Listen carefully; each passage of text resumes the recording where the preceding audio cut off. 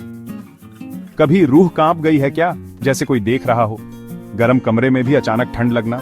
कई संस्कृतियों में कहानियां हैं अनदेखी ताकतों की जो हमारी दुनिया के साथ रहती हैं। ये कहानियां हमारे सबसे गहरे डर को छूती हैं और हमें अनजान से रूबरू कराती हैं। एक ऐसी ही चीज जो रहस्य से घिरी है और सदियों से चर्चा का विषय रही है, वो है जिन्न। जिन्न, जिन्हें पश्चिमी संस्कृति में अक्सर जिन्ही कहा जाता है, भौतिक और आध्यात्मिक दुनिया के बीच एक अनोखी जगह रखते हैं। क्या वे असली हैं? क्या वे आत्माएं हैं जिनकी अपनी मर्जी है और हमारी जिंदगी को प्रभावित करने की शक्ति है, या वे सिर्फ हमारी कल्पना की उपज हैं, उन दिमागों की उपज जो अस्पष्ट चीजों के लिए स्पष्टीकरण ढूंढते हैं? इतिहास में अलग अलग संस्कृतियों के लोगों ने इन रहस्यमय प्राणियों से मुलाकात की खबरें दी हैं। ये मुलाकातें एक झलक से लेकर भूतिया कहानियों तक की हैं। सवाल यही है, क्या ये मुलाकातें आत्माओं के साथ असली बातचीत हैं, या ये मनोवैज्ञानिक घटनाओं का नतीजा है जिन्हें विज्ञान अभी तक पूरी तरह से नहीं समझ पाया है?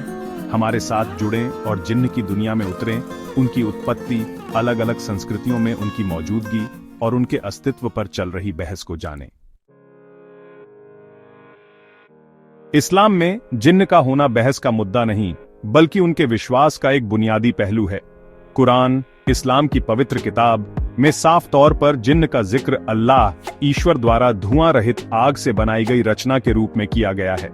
यह उन्हें इंसानों से अलग करता है, जो मिट्टी से बने हैं, और फरिश्तों से, जो प्रकाश से बने हैं। कुरान बताता है कि जिन्न के पास इंसानों की तरह आजादी है। वे नेक बन सकते हैं और अल्लाह के रास्ते पर चल सकते हैं, या वे शरारती और बुरे भी हो सकते हैं। अच्छे और बुरे के बीच चुनाव करने की यह क्षमता जिन्न के इंसानों के जीवन पर प्रभाव के बारे में इस्लामी मान्यताओं में एक महत्वपूर्ण भूमिका निभाती है। कहा जाता है कि जिन्न एक ऐसी दुनिया में रहते हैं जो हमारी दुनिया के साथ मौजूद है, अक्सर अनदेखी, लेकिन मानव दुनिया के साथ बातचीत करने में सक्षम। उनके पास इंसानों से ज्यादा काबिलियत है, जिसमें रूप बदलने, अपने दिमाग से चीजों को हिलाने और इंसानों के विचारों और भावनाओं को प्रभावित करने की शक्ति शामिल है। अपनी अलौकिक क्षमताओं के बावजूद जिन्न सर्वशक्तिमान नहीं है। वे अल्लाह की इच्छा के अधीन हैं और कयामत के दिन अपने कर्मों के लिए जवाबदेह हैं, बिल्कुल इंसानों की तरह। जिन्न और इंसानों के बीच यह जटिल रिश्ता, जैसा कि इस्लामी धर्म ग्रंथों में बताया गया है, सदियों से मुसलमानों की मान्यताओं और रीति रिवाजों को आकार देता रहा है। जिन्न का कॉन्सेप्ट सिर्फ इस्लाम तक ही सीमित नहीं है। इस्लामी धर्म से पहले भी कई संस्कृतियों के लोकगीतों और पौराणिक कथाओं में ऐसे ही प्राणी दिखाई देते हैं। इस्लाम से पहले के अरब में जिन्न को रेगिस्तान, खंडहर और दूसरी वीरान जगहों में रहने वाली आत्माओं के रूप में देखा जाता था। वे डरते भी थे और उनका सम्मान भी करते थे। अक्सर पीढ़ी दर पीढ़ी चली आ रही कहानियों और किंवदंतियों का विषय बनते थे। भारतीय संस्कृति में जिन्न जैसी विशेषताओं वाले प्राणियों को जिन्न या जिनात के नाम से जाना जाता है।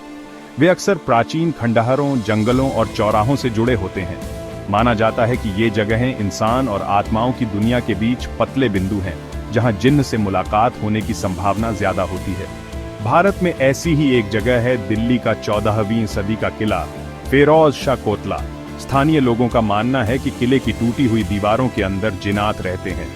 हर गुरुवार को हर वर्ग के लोग जिनात को खुश करने और उनका आशीर्वाद लेने के लिए किले में अगरबत्ती, फूल और लिखी हुई अर्जियां चढ़ाने आते हैं। एक और महत्वपूर्ण जगह है राजस्थान, भारत में मेहांडीपुर बालाजी टेम्पल। यह मंदिर हिंदू बंदर भगवान हनुमान को समर्पित है, जिनके बारे में माना जाता है कि उनके पास जिन्न सहित बुरी आत्माओं पर शक्ति है। लोग अक्सर जिन्न के प्रभाव से होने वाली बीमारियों और दुर्भाग्य से राहत पाने के लिए इस मंदिर में आते हैं। ये उदाहरण दिखाते हैं कि कैसे जिन्न और ऐसे ही प्राणियों के बारे में मान्यताएं अलग अलग समाजों के सांस्कृतिक ताने बाने में गहराई तक समा गई हैं, जो आज भी परंपराओं और रीति रिवाजों को प्रभावित करती हैं। धार्मिक और सांस्कृतिक मान्यताएं जिन्न के अस्तित्व को देखने का एक नजरिया देती है, वहीं विज्ञान उन घटनाओं के लिए वैकल्पिक स्पष्टीकरण पेश करता है जिन्हें अक्सर इन अलौकिक प्राणियों से जोड़ा जाता है। वैज्ञानिक जांच हमें अलौकिक स्पष्टीकरण का सहारा लेने से पहले प्राकृतिक स्पष्टीकरण तलाशने के लिए प्रोत्साहित करती है। उदाहरण के लिए, मतिभ्रम ऐसी स्पष्ट संवेदी अनुभूतियां हो सकती हैं जो वास्तविक लगती हैं लेकिन वास्तविक नहीं होती हैं। ये मतिभ्रम श्रवण, दृश्य या स्पर्शनीय भी हो सकते हैं। जिससे व्यक्ति यह मानने लगते हैं कि वे किसी और प्राणी की उपस्थिति को देख, सुन या महसूस कर रहे हैं, जबकि कोई भी शारीरिक रूप से मौजूद नहीं होता है। मानसिक स्वास्थ्य की स्थितियां जैसे कि चिंता विकार और सिजोफ्रेनिया भी व्यक्तियों को मतिभ्रम और भ्रम का अनुभव करा सकती है। ये स्थितियां वास्तविकता की धारणाओं को बदल सकती हैं, जिससे वास्तविक और अवास्तविक के बीच अंतर करना मुश्किल हो जाता है। स्लीप पैरालिसिस एक नींद विकार है जो सोते समय या जागते समय हिलने डुलने या बोलने में अस्थायी रूप से असमर्थता की विशेषता है, विशेष रूप से भयानक हो सकता है। यह अवस्था अक्सर मतिभ्रम और कमरे में किसी अशुभ उपस्थिति की भावना के साथ होती है, जिसे कुछ लोग जिन्न के साथ मुलाकात से जोड़ते हैं। हालांकि विज्ञान के पास अभी तक हर अस्पष्ट घटना की व्याख्या करने के सारे जवाब नहीं हैं, लेकिन यह समझने के लिए एक रूपरेखा प्रदान करता है कि कैसे हमारे दिमाग और शरीर ऐसे अनुभव पैदा कर सकते हैं जो अलौकिक लगते हैं। हालांकि ये स्पष्टीकरण उन लोगों की गहरी मान्यताओं को जरूरी नहीं कि नकारते हैं जो मानते हैं कि उनका जिन्न से सामना हुआ है। भाग 5, डिजिटल युग में फुसफुसाते हुए आधुनिक मुलाकातें और पॉप कल्चर। इंटरनेट और सोशल मीडिया के जमाने में जिन्न से कथित मुलाकातों की कहानियां जंगल में आग की तरह फैलती हैं। ऑनलाइन फोरम अजीबोगरीब घटनाओं, कैमरे में कैद की गई साए जैसी आकृतियों और ऑडियो उपकरणों पर रिकॉर्ड की गई अस्पष्ट आवाजों के प्रत्यक्ष वृत्तांतों से गूंजते हैं। ये डिजिटल फुसफुसाते हुए प्राचीन मान्यताओं में एक आधुनिक मोड़ लाते हैं, लोक कथाओं और वास्तविकता के बीच की रेखाओं को धुंधला करते हैं। पॉप संस्कृति ने भी जिन्न से जुड़ी साजिश को पकड़ लिया है। फिल्में, टीवी शो और किताबें अक्सर इन प्राणियों को भयानक और आकर्षक दोनों के रूप में चित्रित करते हैं, जिससे अज्ञात के प्रति हमारा आकर्षण और बढ़ जाता है।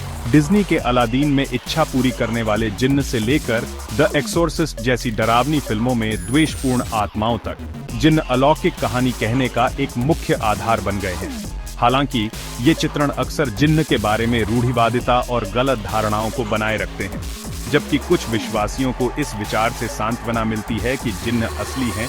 संशयवादी इन कहानियों को धोखा या प्राकृतिक घटनाओं की गलत व्याख्या के रूप में खारिज करते हैं।